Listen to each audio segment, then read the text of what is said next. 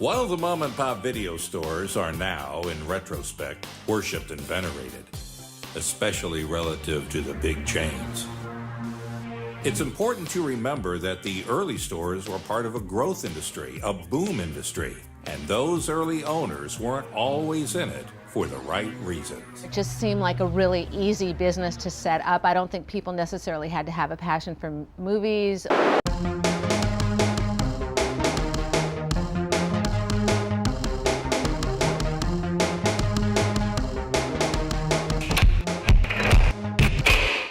When you call these places like mom and pop, I mean, it's really, you're being kind. You know, instead of mom, thief and hustler would be better. The early days of the video industry attracted a whole range of folks. This big guy, silver hair, he's tan, he's got this kind of card shark, used car salesman meets Jewish Yakuza kind of vibe.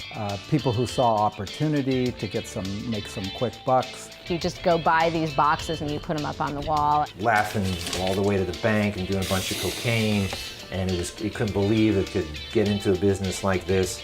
Because there was very little controls, very few rules about how you operated the business. It was a business that attracted people who took advantage of a very loose situation. People looking for angles, looking for action.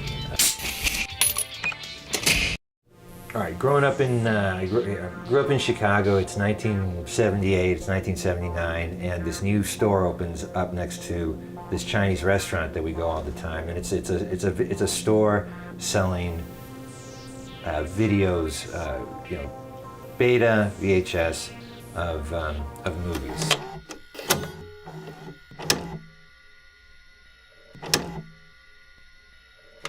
To me, it was like, you know, a miracle.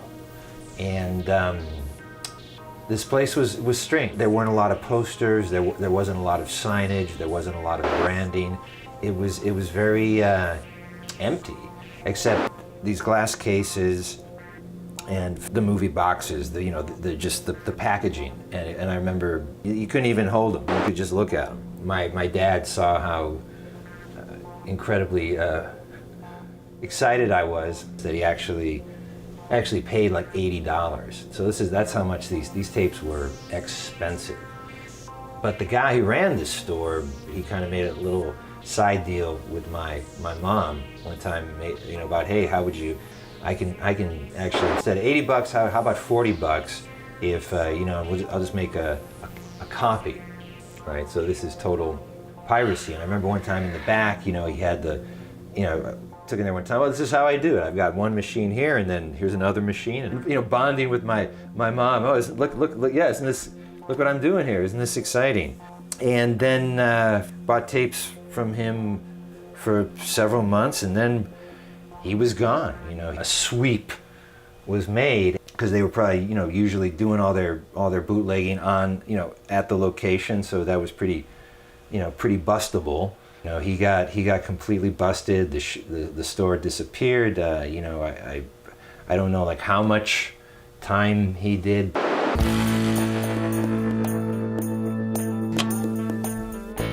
It even opened up opportunities for people to either steal or kind of undermine a business for their own benefit.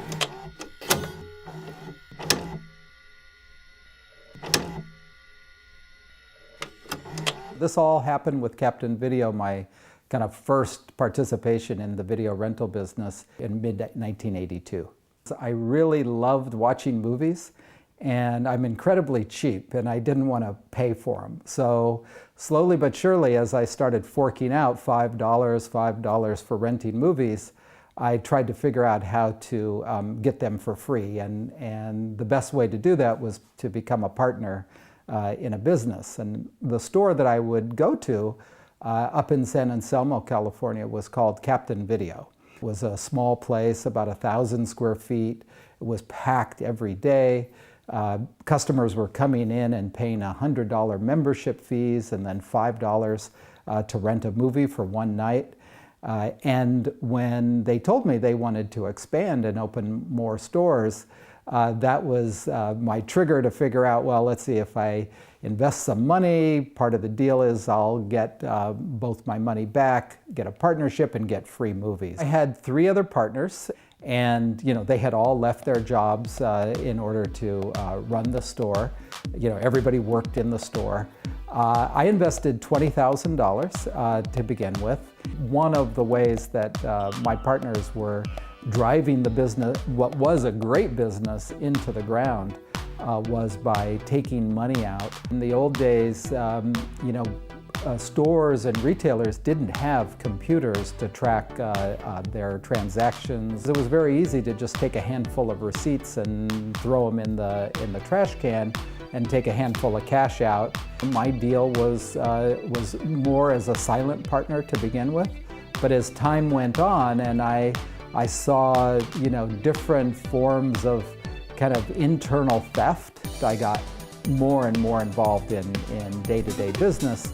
They didn't like the idea that I would come and work behind the counter because it didn't give them all the opportunities that they wanted. Unfortunately, it was too late, and the business ended up going into bankruptcy.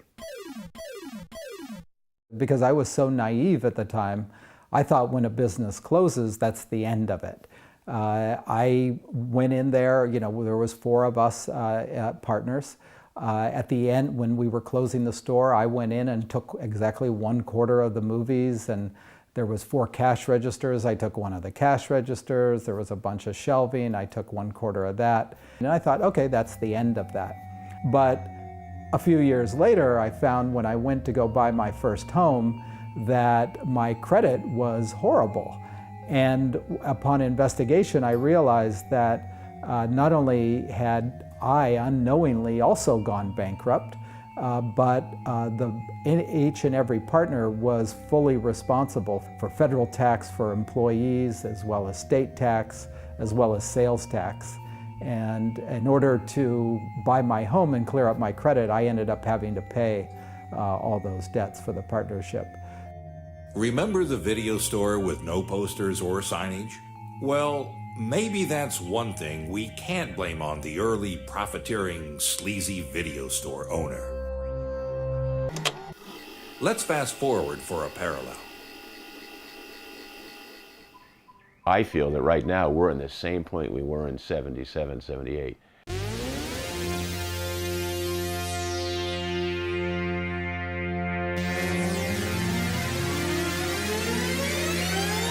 It's hard to get point-of-purchase materials, posters, cards to put on the shelf that says new release. You make your own. Everything you make your own now.